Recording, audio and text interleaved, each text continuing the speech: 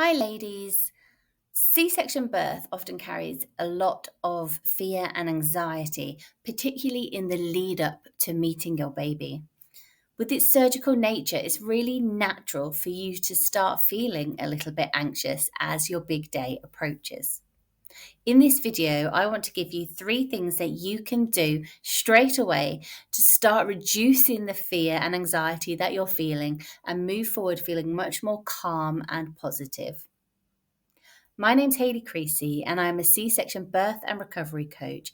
And I love helping and supporting women who are planning for and recovering from elected and unexpected caesarean births. I'm also a double C-section mum myself, so I know what you're going through and all of the emotions that you are currently feeling. Now, before we dive in, make sure that you subscribe to my page and hit the little bell so that you don't miss a thing. Okay, so first of all, the first thing that I would recommend that you stop doing to really help you improve how you're feeling about your birth is stop listening to and watching C-section based birth horror videos and stories. When you're pregnant, you act as a magnet for everybody's experiences or stories or something that happened during a C-section to somebody's friend of a friend. And everybody just loves to tell you all of these stories and experiences that they've heard about. And it's really not that helpful, particularly when you're already feeling a little bit anxious about your birth. So it's perfectly okay to stop somebody in their tracks if they start going, oh, I heard about so-and-so who had a C-section and this happened or that happened. Just politely stop them and ask them to just hold off on this story. You could say something like, do you know what? I would really love to hear this story at another time. But at the moment, I'm already feeling a little bit scared and anxious about my C-section. And I'm really trying to work on my mindset and understand the process from a more science-based perspective rather than a fear-based perspective. So I would love to hear this story, but perhaps we could do it once my baby's arrived. It's a really simple way to shut down those stories and for those people to respect your wishes as well, so that you don't have to take in and consume all of this fear-based birth-related content, because it's not going to do your subconscious mind any good as you approach and as the day arrives for your C-section. On that note as well, it's probably a good idea if you're watching any media-based programs about birth or reading any sort of scary birth stories to stop doing that as well. There are so many positive birth stories for C-section birth out there now. People are becoming more open to sharing their experience of their birth, particularly when it was a really beautiful, calm, loving experience.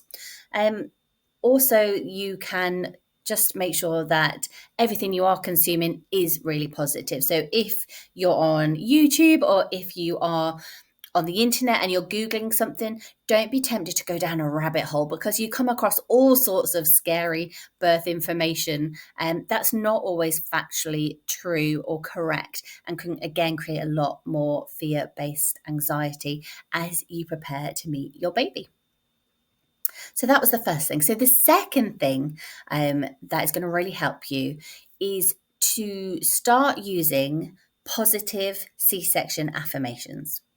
So an affirmation is a positive statement that reinforces something that will help you feel more confident, will help override a limiting belief or a fear-based belief, and really help you to shift your mindset to be more positive when you use these regularly. Now, affirmations have been a complete game changer for me in lots of different areas of my life. The key to using affirmations is to use them regularly, every single day, multiple times a day if you can. And by doing that, I don't want you to have to sit down and necessarily take up lots of extra time that you probably don't already have within your day to do that. There are ways that you can use your affirmations that you will just sort of read them as you go through your everyday life. So I always recommend to my clients that they stick an affirmation up on their bathroom mirror, for example, so that when you're cleaning your teeth, you can look at it as you're doing your teeth and you're taking it in, reading it, thinking about it. And again, that's doing the work for you.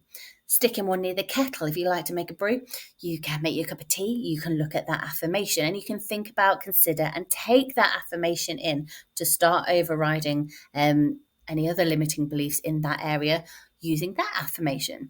So go around your house and stick your affirmation cards all over the place. Put one on your phone screensaver so that when you look at your phone, it will pop up and you'll be able to take that in. So you don't necessarily have to sit down and make special pockets of time to read your affirmations. Build it into your everyday life so it's one less thing to do.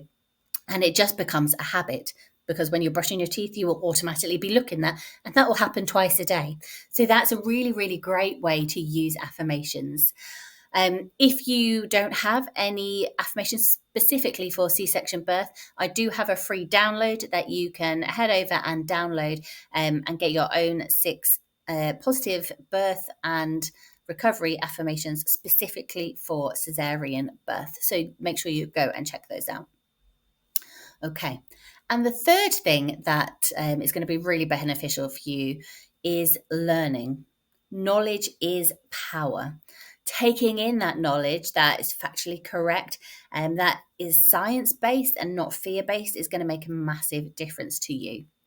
Don't be afraid to ask questions to your birth team, to your medical professionals, to your midwife, your consultant, when you're at the appointments. And if you come away and you're unsure about anything, write down the questions that you still have. It doesn't matter if you think it's a silly question, because it's not a silly question. There is no such thing as a silly question. If it's on your mind, it's valid. So be sure to write it down.